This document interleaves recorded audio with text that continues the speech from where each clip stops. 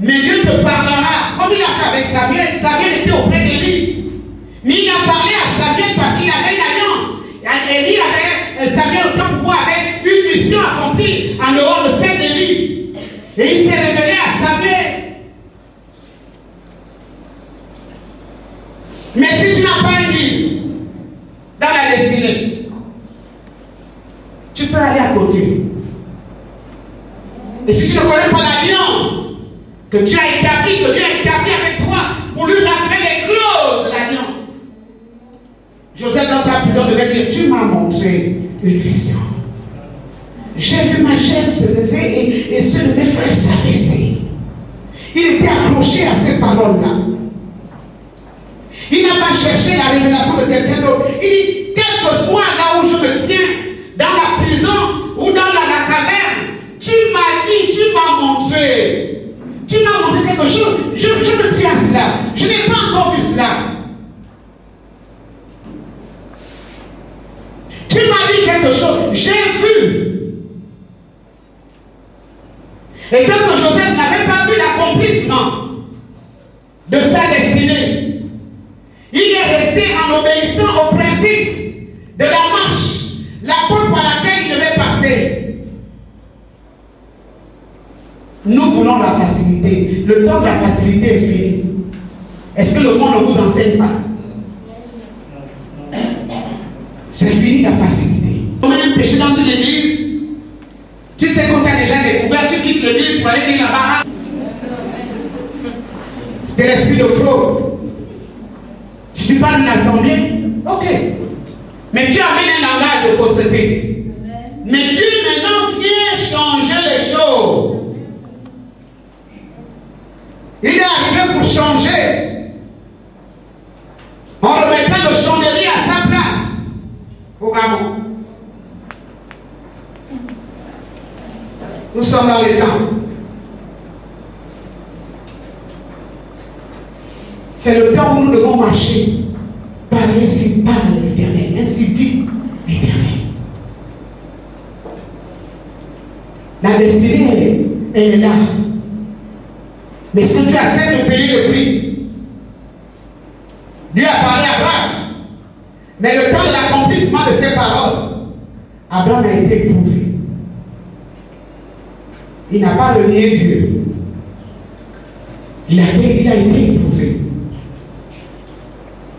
Sa femme a connu la stérilité. C'était à cause de la destinée. Quand tu dois rentrer dans une destinée prophétique, tu vas rencontrer les pires choses. Mais si tu te confies à Dieu, il va te garder la vie. Dans le désert, il est avec toi. C'est le désert qui nous fait peur.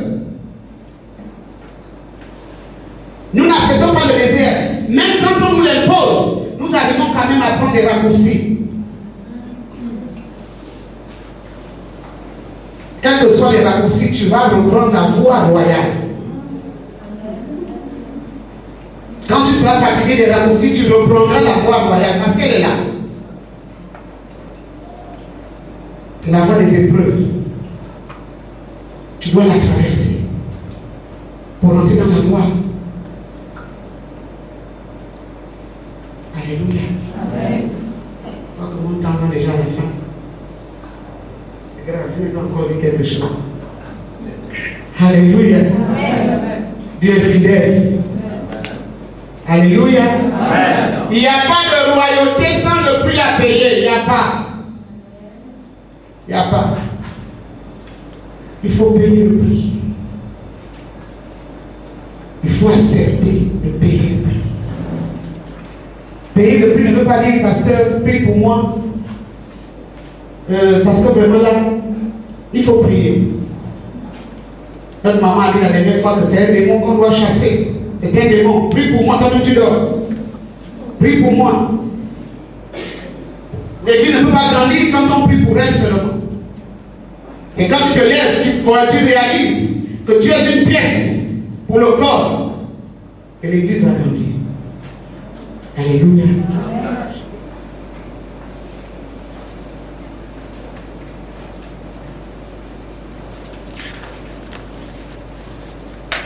Esther chapitre 10.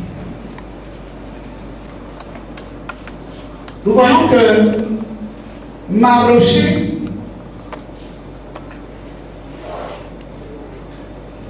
n'avait pas de désir, une soif égoïste. Il n'avait pas les intérêts personnels. Il avait le désir de voir son peuple, sa race, être délivrée. Lorsque l'Église ne comprendra pas sa réelle mission, lorsque nous allons continuer à demander des choses vides à Dieu, lorsque nous n'allons pas réaliser que nous avons un but, quand nous marchons dans ce but, c'est alors que Dieu prend soin de nous. C'est alors que Dieu lui-même nous élève.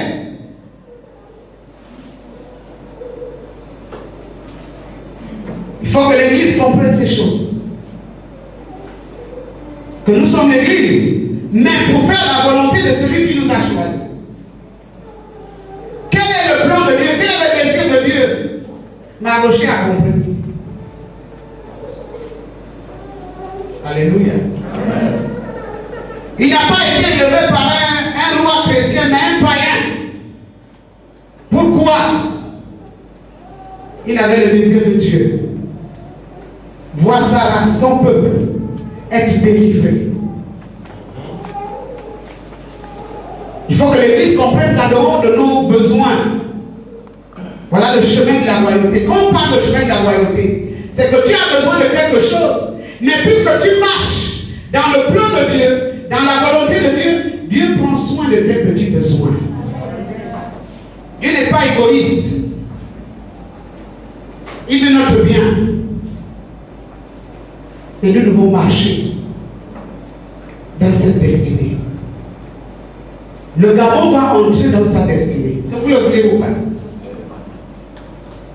Si nous ne sommes pas trouvés aptes, Dieu nous disqualifie. Ce n'est pas un Dieu qui traîne avec les fatigués. Vous comprenez? Si on est fatigué, là, on ne comprend rien. La nuit, tu ronfles jusqu'à 5 heures. Tu es déjà disqualifié. Parce que tu n'as pas vu ce que Dieu veut faire demain matin. Tu n'as pas écouté sa voix pour qu'il te dise ce qu'il va faire et qu'il te donne le mot d'emploi. Je ne dis pas qu'il ne faut pas dormir. Moi, je dors très bien. Mais même dans ton sommeil, tu es avec lui. Tu n'es pas avec les démons qui te tirent le bras là-bas, qui tirent le pied. Non, tu es avec le Saint des Saints. En fait, quand tu te couches, tu sais que tu te couches dans la sainteté. Dans l'éternité. Alléluia. Tu es dans l'éternité de Dieu et tu es là. Et pendant que tu es là, il te souffle ses projets. C'est ça entrer dans la royauté. Pas forcément comme Joseph. Alléluia. Parce que quand on parle de la royauté, on dit, on a tout vu. Ah, ça, je suis dans la royauté. Oh, hey, tu vas rentrer comment? Comment? Alléluia.